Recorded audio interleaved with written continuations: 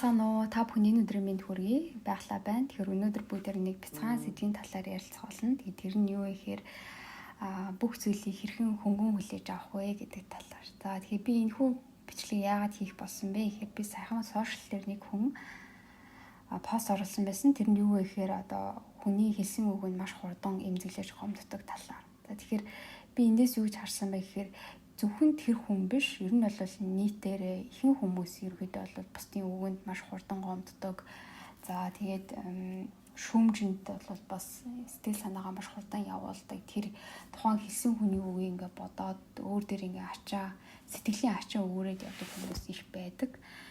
Тэгээд тэгвэл энийг одоо хэрхэн бид нэр эндээс салж болох вэ гэдэг талаар ярилцвал зүгээр юм болов уу гэж би бодсон юм аа. За тэгэхээр бүх зүйлийг хөнгөн хүлээж авах гэдэг чинь өөрөө яг юу хэлээд байгаа юм бэ гэхээр ерөөсөө л бидний тэр одоо болж байгаа тэр бодит байдлыг те тайвнаар хүлээн зөвшөөрөөд тэр тухайн өрнөж байгаа болж байгаа үйл явдал хит автахгүй өөрийн дотоод тэр төвөө хадгалах чадварыг хэлээд байгаа шүү дээ те хөнгөн хүлээж авах. Тэгэхээр тэгвэл бид нэр бүх зүйлийг тэгвэл яаж хэрхэн хөнгөн хүлээж авах юм бэ? Энэ тэгвэл боломжтой юм уу гэдэг талаар. Тэгэхээр дараах бид одоо зүйлүүдийг та туршиж үзээрэй гэж хэлнэ. За нэгдүгээр гэх юм бол бүх зүйл төр зургийг та ойлгох хэрэгтэй. Яагаад тэгэхээр ерөөсөө юу ч мөнхийх биш. Одоо бидний таны одоо ингэж өнгөсөж байгаа хотол хувцаснаас ахуулаад таны өөрийгөө та гэж боддог би ч хүртэл ерөөсөө мөнхийх биш гэдгийг та ойлгох хэрэгтэй.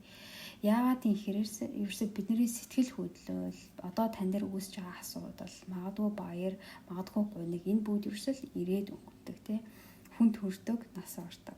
Тэгэхээр ерөөсөө юу ч мөнх юм биш гэдгийг та өөр дээрээ сануулхад ерөөсөө эдгээр зүйлээр та зөвлө хандах боломжтой байдаг гэсэн. За хоёрдугаар гэх юм бол ерөөсөө бүх зүйлийг ажиглагчийн байр сууриас харах хэрэгтэй.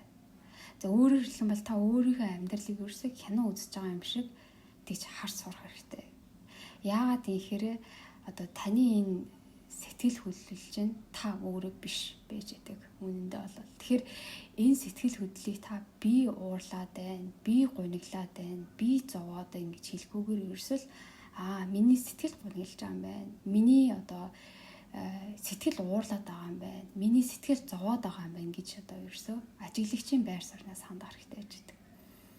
За 3-р гэх юм бол хэрвээ энэ боломжгүй байх юм бол та амьсгалын хүчийг ашиглаа гэж бид тань зөвлөнө.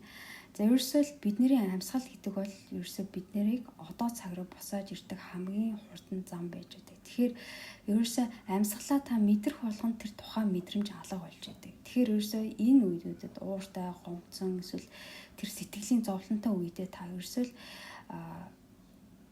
тэр хэцүү мэдрэмж төрж байгаа тохиолдолд та маш гүнзгий амьсгаа аваад гаргаал гэсэн. Гэхдээ гүнзгий удаанаар тайвнаар нэг та хийж үзээрэй. За тэгээд энэ хэрэг боломжгүй байх юм бол бүх зүйлд утга оноохой байх хэрэгтэй.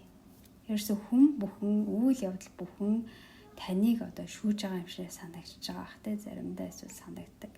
За тэр хүүхдийн постн дээр бичсэнтэй адилхан одоо хүн болгоны тэр үг нь тэр хүүхдийг зовоогоод байна шүү дээ. Тэгэхээр л тухайн хүний үгийг зовоож ин гэж чинь тэр хүн өөртөө тухайн хүний бодлыг нэг тавиад байна шүү дээ. Тэгэхээр эдгээр зүйлийг ерөөсөө эдгээр зүйлд утга оноохол болох хэрэгтэй гэсэн. Тэгэхээр ерөөсөө энэ бол ерөөсөө таны тархины тоглоом гэдгийг та өөртөө хэлэх хэрэгтэй. Тэгэхээр ерөөсөө заримдаа та юу ч дүгнэх шаардлага байхгүй. Зүгээр л өмсөг байгаар нь хүлээн зөвшөөрөх хэрэгтэй.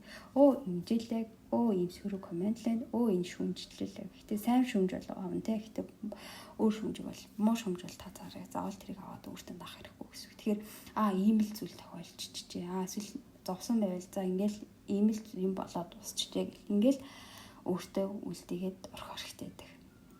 За 5-даар гэх юм бол та өөртөө зүйлэн харьцах хэрэгтэй. Бид нэр өөрөөсөө өөр бусад хүмүүст хамгийн сайхнараа хамгийн гоёороо харьцдаг. Гэхдээ бид нэр өөрийгөө марччихад байдаг. Марччихад байдаг тий. Өөрийгөө буруутгадаг, өөрийгөө шүүмжилдэг. Эднэрийгээ та зогсоох хэрэгтэй. Тэгэхээр бүх зүйлийг хөнгөн хүлээж авахын эхлэл нь ерөөсөө өөрийгөө зөвлөнөөр хүлээн зөвшөөрөх. За 6-даар гэх юм бол та байгальд гарч гарах, мод тэнгэр усгээ бүгдийг ерөөсө хараад тэгээд тэдгээр зүйл ерөөсө таныг шүүдэггүй, танаас юу ч шаардахгүй. Зүгээр л та байгальд алах. Тэгээд байгаль тэр мэдэр тэр модыг тэрж суух ч гэдэг. Тэгээд эдгээр нь болохоор бидний энэ прана энергит болохоор маш өндөр юм энерги биднэрт өгч өгдөг цаанаасаа. Хэрвээ энэ тань ингээд тохирохгүй хам бол би таныг бяцлаглаар өөрийн дотоод төвийг олж тэнцвэржүүлээ гэж зөвлөнө. Яагаад гэхээр хүн өөрөө дотроо хоосон, өөрийгөө олоогүй, мдээгүй байхад ерөөсө гадны зүйл маш хурдан автаад идэг.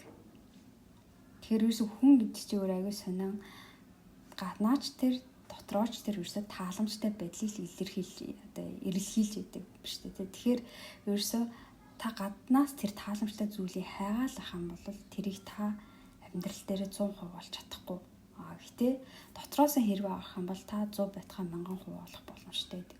Тийм учраас хэрвээ таны дотор таны дотоод бие, дотоод өөрөө та бүрэн дүүрэн байхад та заавал тэр гадны сөрөг коммент, сөрөг шүүмжлэл эсвэл хин нэгэн таныг эмзэглүүлсэн тэр үгэнд ерөөсөө та автахгүй л гэсэн. Мөн дээрээс нь тэр уур уцаар гээд бүх сэтгэл хөдлөл та маш хянамжтай, анзаарахтай болж эхэлдэг. Тэгэхээр би энд бол бяцлаглаар өөрийн дотоод төвийг олоо гэж бол зөвлөнө.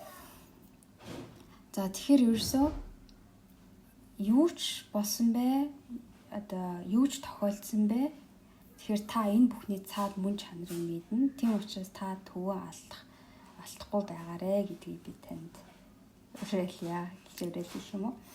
За тэгэхээр бяцлаглалын маш олон аргууд байдаг. Техникүүд ч гэсэн байгаа. Тэгэхээр хэрвээ та сонирхон бол сургалтууд, янз бүрийн сургалтууд их болсон байлээ. Тэгээд интернетээр ч гэсэн олон аргууд байгаа. Тэгээд би явандаа ингэж бас сонирхолтой маягаар хүн бас хүртэмжтэй маягаар бяцлаглалын бас аргуудаас ингээд YouTube дээр ингээд цаашдаа хуваалцахыг хичээн. Тэгээд тэгэхээр эдгээр хэлсэн зүйлүүдийг маань та амьдралдаа нэг хэрэгжүүлээд үзээрэй гэж би та нартай зөвлөх байна. Тэгэхээр бүх зүйлд сэтгэл санаагаа зовоож жилээж амархан стресстгүйгээр амьдралыг аль болох хөнгөн, гоё, гэгээлэг, ажралтай байдлаар туулж амьдрахыг хичээгээрэй гэж би та бүхэндээ зөвлөх байна. Энэ л бол ерөөсөө бидний амьдралын гол зорилго байт юм байлээ. За тэгээд бүгд энэ өдрөө энэ оройгоо сайхан өнгөрүүлээрэй гэж хүсье. Тэгээд дараагийн хавчлагаар бол та түр баярлалаа.